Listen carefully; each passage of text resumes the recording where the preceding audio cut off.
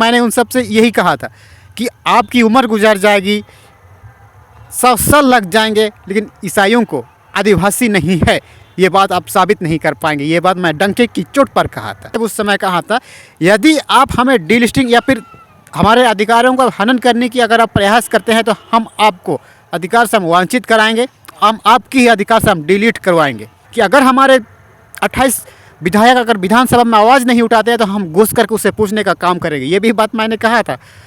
दोस्तों, सलकन मुर्मू को ये बात पता चल चुका है कि आदिवासियों को सरना धर्म कोड नहीं मिलेगा, और उन सबको सरना धर्म कोड ना मिलने के पीछे आरएसएस भारतीय जनता पार्टी को दोषी ठहराया है। कुछ तस्वीर मैं आप सबको दिखाने की प्रयास करूंगा, उसके बाद हम आपसे चर्चा करेंगे। आखिर सलकन मुर्मू इतने दिनों से आप सब सुनते रहते हैं, फिर देखते रहते हैं, इतिहास इसका गवाह है कि पिछले कई दशक से राजनीति में सलकन मुर्मू ने सबसे बड़ा दोषीदार ईसाइयों पर आरोप लगाया है। लेकिन अचानक से सलकन मुर्मू अपनी बयान को कैसे बदल जाते हैं, यही जानकारी हम आप सबको इस वीडियो में मिलेगी। यार, हमारे चैनल को अगर आप सब्सक्राइब नहीं किए तो सब्सक्राइब करके बेल आइकन को प्रेस कीजिए, क्योंकि ऐसा करने से सबसे पहले वीडियो आपको मिलेगी। आज से पहले आप सब सुनते रहते थे कि सलकन मुर्मू सबसे बड़ा अगर किसी को टारगेट करता था वो है ईसाई मिशनरियों के ख़िलाफ़। जितने भी ईसाई धर्मांतरित हो गए हैं, मंथराधित हो गए हैं, जो लोग ईसाई धर्म को अपना रहे हैं, ऐसे लोगों को टारगेट करने की प्रयास करता था सलकन मुर्मू। लेकिन पिछले कई दिनों से आप सब ने देखा होगा, जब सीधे तौर पर विश्राम उनके खिलाफ़ में जब आवाज़ उठाने की प्रयास किया है, उनको जब टारगेट पॉइंट आउट करने की प्रयास किया है, तो उनको ये समझ में आ गया है सलकन मुर्मू को कि अब हमारी राज ख़त्म होने वाली है। और इससे ही तरह तरह की बयान बनाने वाले सलकन मुर्मू को आप सब देख रहे हैं। लेकिन इससे भी जब बात नहीं बनती है, वो कहते हैं कि आरएसएस और बीजेपी ही आदिवासियों को गुमराह कर रहा है या फिर उनकी हक अधिकार को छीन रहा है।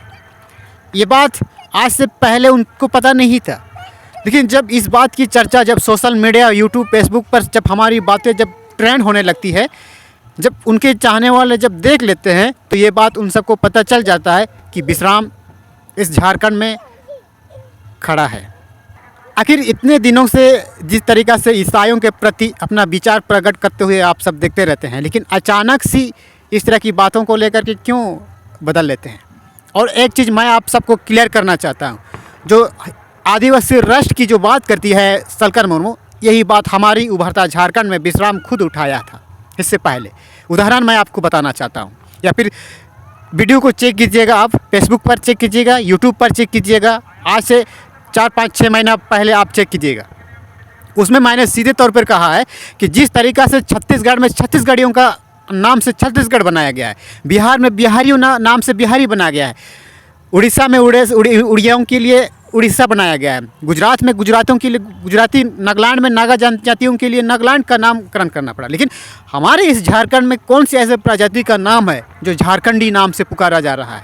लेकिन आज की तारीख में यही तो सबसे बड़ी राजनीति का खेल खेला है। और यही बात सलकन मुर्मू को आज से कई साल पहले मैं आप लोगों के सामने में मैं समझाने की प्रयास कर रहा था, लेकिन वास्तविकता में आज हमारे लोग समझ रहे हैं। और इस बात की से भी मुझे खुशी होती है कि हमारी जो बातें बेकार नहीं जाती है, क्योंकि ये बात सत्य है दोस्तों। उड़ीसा में उड़ियाओं की जनजातियों के आधार पर उड़ीसा बनाई गई है, बंगाल में बंगालियों के आधार पर बंगाली बनाई गई है, गुजरात में गुजरातियों के आधार पर गुजरात बनाई गई है। जब छत्तीसगढ़ और बिहार से झारखंड अलग होने वाला था, अलग होने की जब इतिहास लिखी जा रही थी, उड़ीसा में बिहार में बिहारियों की जनसंख्या ज़्यादा होने के कारण बिहारी नाम करना पड़ा, छत्तीसगढ़ में छत्तीसगढ़ियों की ज़्यादा संख्या ज़्यादा होने के कारण छत्तीसगढ़िया रखना पड़ा। लेकिन झारखंड में आखिर कौन है झारखंडी, क्या कौन सा किसका जनजाति के नाम है झारखंडी। ये आज के टाइम पर राजनीति करने वाले तथाकथित लोगों को ये बात समझ में आनी चाहिए।